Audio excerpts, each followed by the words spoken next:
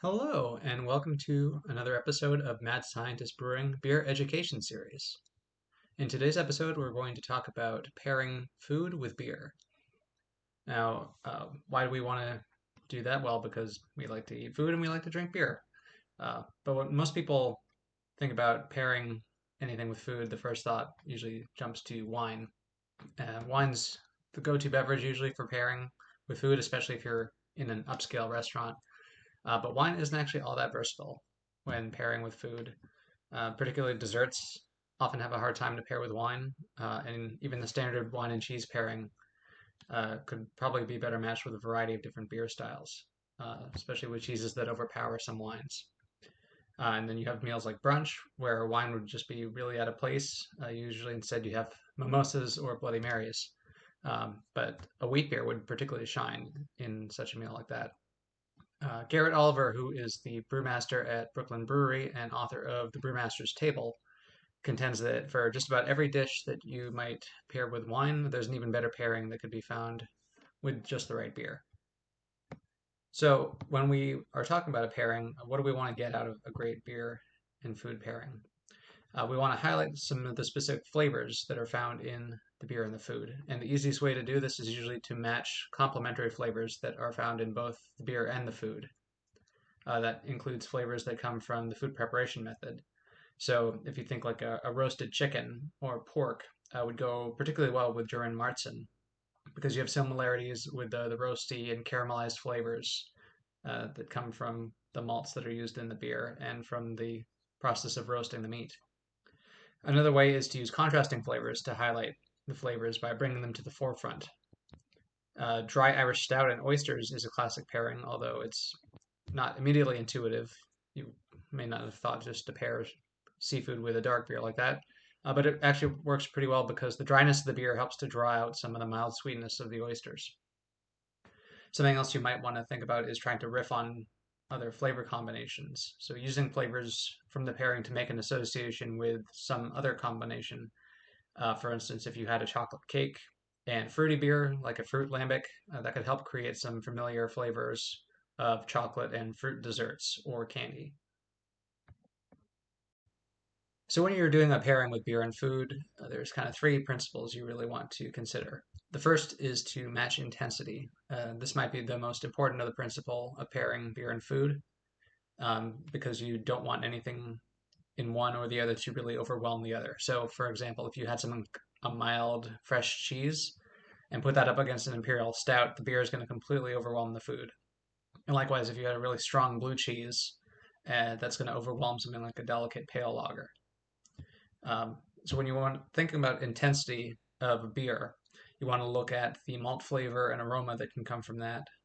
If the beer is particularly sweet, that can have an effect on its intensity.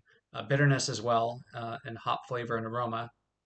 The body of the beer, if you have a very heavy beer, you don't want to pair that with some particularly light food like a salad or seafood. The alcohol level, if it's very elevated, again, you want to match that with a pretty intense food.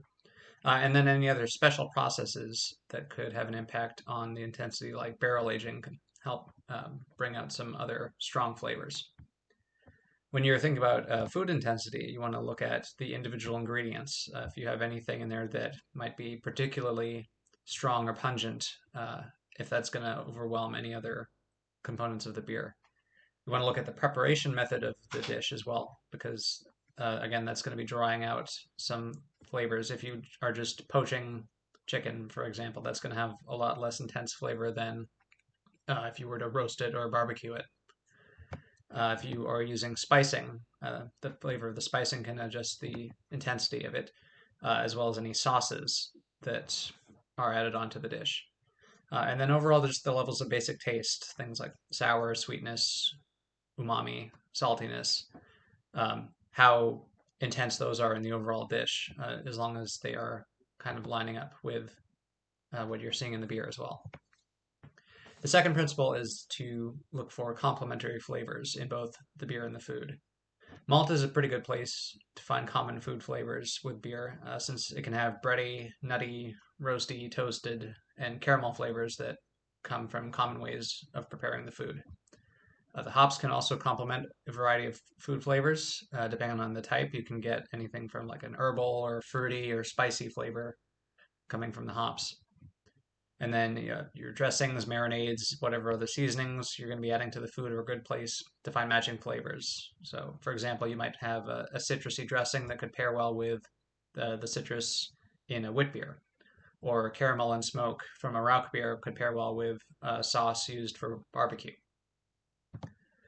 And then the third principle is to find contrast. So this is not necessarily looking for things that are clashing. You don't really want to do that, but just trying to find contrasting flavors that might bring out differences and emphasize one of the other flavors over the other, or also something in the beer that can cut with the food and cleanse the palate with each bite. So for contrasting flavors, you can think of things like a bitter contrasting with sweet, or something that's roasted with something that's salty. So you want to help to balance the overall flavor. One pairing that I've seen a lot is trying to pair a bitter IPA with something that's really sweet, like carrot cake with cream cheese frosting, since together the overly bitter and the overly sweet kind of just mellow each other out and match each other's intensities at the same time. Then you have contrasting mouthfeel that can help to cut through the food with each sip of the beer. The big one that can do this is carbonation, which a highly carbonated beer is great for cutting through fatty foods as well as sweet and umami flavors. And then if you have roastiness or acidity or high alcohol presence, all those things are really good at cutting through sweet and fat as well. So those three principles are kind of starting off points as far as doing your beer and food pairing to come up with some ideas. But really, it's a lot of trial and error. So two other great resources for learning about principles of pairing beer and food are Tasting Beer by Rainey Mosier. This, if you're studying for any of the certified Cicerone exams or any of the Cicerone exams in general, is a must read. It's got a ton of information on not just pairing beer and food, but just about uh, basically everything you would need on those exams, keeping and serving beer, um, different styles, off flavors and things. It's a great book. And then also, as I mentioned at the start of the video, the Brewmaster's Table by Garrett Oliver. He goes through a lot of different beer styles, and in particular looks at different dishes that go well with each of them and what you want to look for when you're doing those pairings. Both of these examples contain examples of winning pairings and launching off points for trying new things. But in the end, beer and food pairing is very much about trial and error, like I said.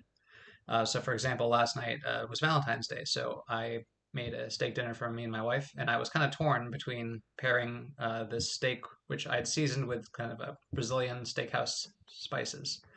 I was torn between pairing that with a Belgian double or a Czech pale lager. So those are two very different beers that would have had a different effect on what I was trying to go for in the meal there. And it's always worth trying to look at different takes to figure out what's going to work and what doesn't work.